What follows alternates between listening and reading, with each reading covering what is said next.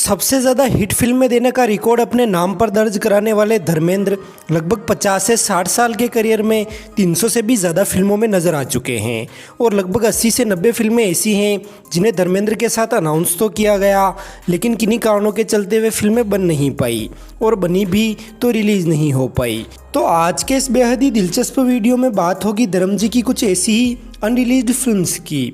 तो फिर आप चैनल को सब्सक्राइब करके वीडियो को पूरा देखते रहिए।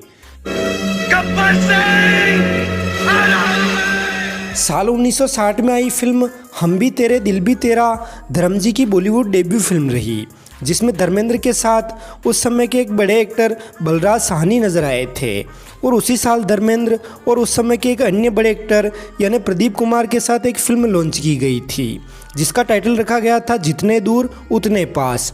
और ये शायद ऐसी इकलौती फिल्म होने जा रही थी जिसमें धर्मेंद्र एक्ट्रेस कल्पना के साथ नजर आने वाले थे। साथ ही संगीतकार सी रामचंद्र और लता मंगेशकर के रिलेशंस ब्रेक होने के बाद ये उन शुरुआती फिल्मों में से एक होने वाली थी जिनके लिए ये दोनों फिर से एक साथ आने वाले थे। और आने वाले क्या थे, आ ही गए, क्योंकि सी रामचंद्र ने इस फिल्म के लिए 4 गाने रिकॉर्ड किए थे जिनके मुखड़े कुछ इस प्रकार हैं। पहले देश फिर परदेश, जो दिल पे गुजरती हैं वो समझा नहीं सकते, हमने तुम्हें अपना समझा ये बड़ी भूल हुई और आए नैनों में बालम। और इनमें से भी हमने अपना तुम्हें समझा ये बड़ी भूल हुई गाना आज भी काफ़ी पसंद किया जाता है, जो कि YouTube पर भी उपलब्ध हैं।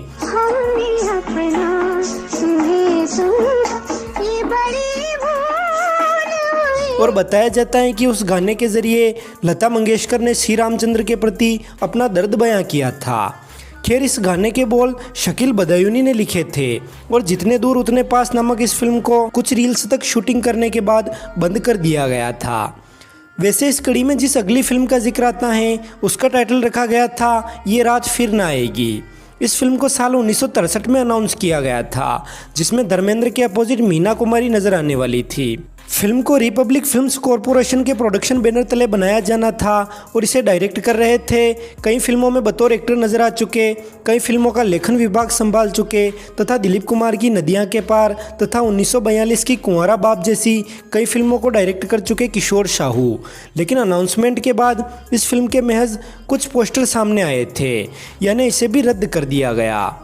ये रात फिर ना आएगी के अलावा धर्मेंद्र और मीना कुमारी की ही बिन मांगे मोती और ज्योति जैसी फिल्में भी 60s में ही अनाउंस की गई थी, लेकिन लेट 60s आते आते मीना कुमारी और धर्मेंद्र के बीच के रिश्ते काफ़ी बुरे दौर में पहुंच गए थे, जिसका शिकार ये फिल्में भी हुई और कभी पूरी नहीं हो पाई। अब बात करें अगर 70s की, तो फिरोज़ खान के होम प्रोडक्शन की फिल्म धर्मात्मा की सुपर सक्सेस के बाद उनके छोटे भाई संजय खान ने भी खुद के प्रोडक्शन में गूंगा दिन टाइटल से एक फिल्म अनाउंस की थी। उस फिल्म में महाभारत का द्रौपदी चीरहरण वाला हिस्सा दिखाया जाना था। द्रौपदी के किरदार के लिए हेमा मालिनी को साइन किया गया था और धर्मेंद्र तथा संजय खान क्रमशः 5 पांडवों में से किन्हीं एक किरदार तथा कृष्ण के किरदार में नजर आने वाले थे। साथ ही ये प्रोजेक्ट काफ़ी ह्यूज बजट का होने वाला था, इसलिए इसे कोई फाइनेंसर्स नहीं मिले और अंततः संजय खान को इसे रद्द करना पड़ा।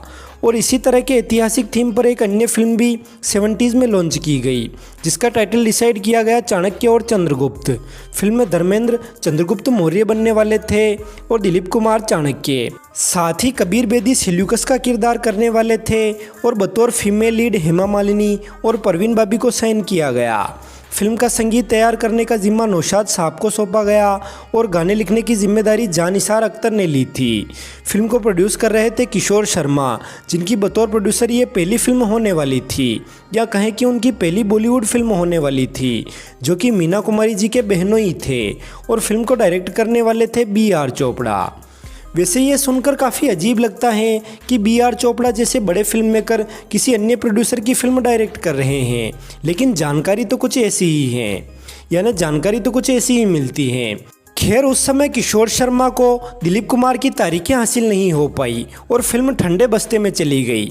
लेकिन किशोर शर्मा भी इस जिद पर थे कि वे फिल्म बनाएंगे तो सिर्फ दिलीप कुमार के साथ, और इसी जिद के चलते उन्होंने 10 साल इंतज़ार किया और वक्त आ गया लेट 80s का।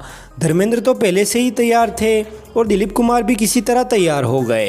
दिलीप कुमार को चाणक्य का लुक देने के लिए विदेशों से 2-2, 3-3 लाख की विक्स मंगवाई गई और चाणक्य का लुक उन्हें देखकर उनके कुछ फोटोग्राफ्स लिए गए। लेकिन इससे पहले कि फिल्म की शूटिंग शुरू होती, दिलीप कुमार कलिंगा सहित कुछ अन्य प्रोजेक्ट्स में बिजी हो गए, लिहाजा ना तो ये फिल्म बनी और ना ही धर्मेंद्र चंद्रगुप्त मौर्य। हालांकि B.R. चोपड़ा ने इस थीम पर बाद में टीवी सीरियल बनाना चाहा था, लेकिन तब तक डॉक्टर चंद्रप्रकाश द्विवेदी इसी थीम पर अपना सीरियल लेकर आ चुके थे। व्यूअर, शरद चंद्र चट्टोपाध्याय के प्रचलित बंगाली नोवेल देवदास पर अब तक लगभग 5 फिल्में बन चुकी हैं। पहली साल 1935 की बंगाली भाषी फिल्म देवदास, दूसरी बिमल रॉय के निर्देशन में बनी दिलीप कुमार स्टारर देवदास, तीसरी मुकद्दर का सिकंदर, चौथी संजय लीला बंसाली और SRK वाली देवदास और पांचवी अनुराग कश्यप द्वारा निर्देशित अभय देओल स्टारर देवडी। लेकिन 1978 की मुकद्दर का सिकंदर की बनावट और बुनावट से पहले प्रोड्यूसर कैलाश चोपड़ा और डायरेक्टर प्रकाश मेहरा देवदास वाले थीम पर 1975-76 में एक फिल्म बनाने जा रहे थे, जिसमें अमिताभ बच्चन देवदास बनने वाले थे, हेमा मालिनी पारो और शर्मिला टैगोर चंद्रमुखी। लेकिन इससे पहले कि ये फिल्म शुरू होती, प्रकाश मेहरा इस प्रोजेक्ट से ये सोचकर अलग हो गए कि क्यों ना इस ओल्ड टाइप की स्टोरी के बजाय इसी पर आधारित एक आधुनिक स्टोरी पर फिल्म बनाई जाए।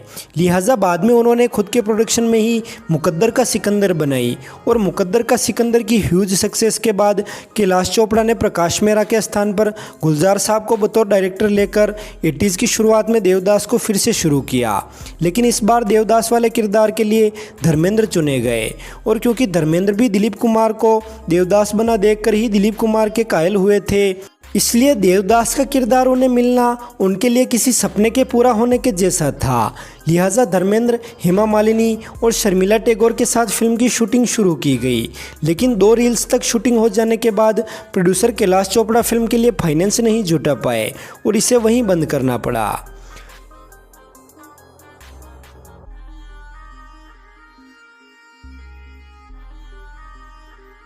व्यूअर, शोले की सक्सेस के बाद 70s में मल्टी स्टारर फिल्मों का जैसे एक दौर ही चल पड़ा था। लिहाजा उस समय के एक बड़े फिल्म मेकर गोल्डी आनंद यानी विजय आनंद ने 70 के दशक के अंतिम सालों में 3 बड़े मल्टी स्टारर प्रोजेक्ट्स अपने हाथ में लिए।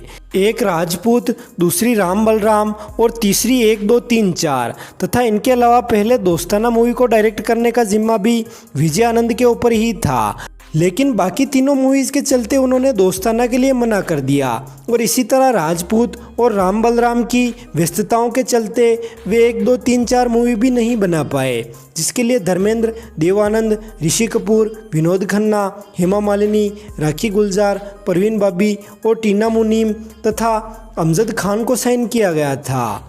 हालांकि विनोद खन्ना ने उसी समय फिल्में छोड़ ओशो को ज्वाइन कर लिया था, इसलिए उनके स्थान पर बाद में शशि कपूर को साइन किया गया और फिल्म के लिए बतौर संगीतकार R.D. बर्मन को साइन किया गया था। साथ ही फिल्म को प्रोड्यूस कर रही थी हेमा मालिनी जी की माता जया चक्रवर्ती जी। लेकिन अन्य प्रोजेक्ट्स की व्यस्तताओं के चलते विजय आनंद इस फिल्म के लिए टाइम नहीं निकाल पाए और अंततः इसे रद्द कर दिया गया। व्यूअर, आपके हिसाब से अगर ये सारी फिल्में बनकर रिलीज़ होती तो धर्म जी के स्टारडम में कुछ इजाफा होता या नहीं, कमेंट कर हमें ज़रूर बताएं। वीडियो को लाइक करें, शेयर कर दें ताकि ज़्यादा से ज़्यादा लोगों तक ये वीडियो पहुंच सके और चैनल पर पहली बार आए हो तो चैनल को सब्सक्राइब कर बेल आइकॉन पर ऑल का ऑप्शन चुन लें ताकि चैनल पर अपलोड होने वाली ऐसी ही नई वीडियोज़ के नोटिफिकेशन आपको सबसे पहले मिल सके। धन्यवाद।